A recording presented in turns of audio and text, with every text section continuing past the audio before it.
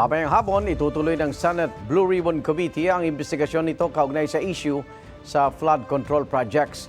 Kabilang sa mga ipinatatawag ang mga personalidad na hindi nakadalo sa mga nakaraang hearing. Ayon sa chairman ng komite na si Senador Ping Lacson, kasama sa gagawin nila ang pagpapa-authenticate ng Cabral files sa DPWH.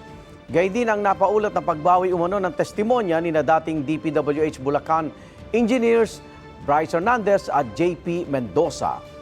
Itinanggi na ng kampo ni Hernandez at Mendoza na babawiin nila ang kanilang testimonya. Igan, mauna ka sa mga balita, mag-subscribe na sa GMA Integrated News sa YouTube para sa iba't ibang ulat sa ating bansa.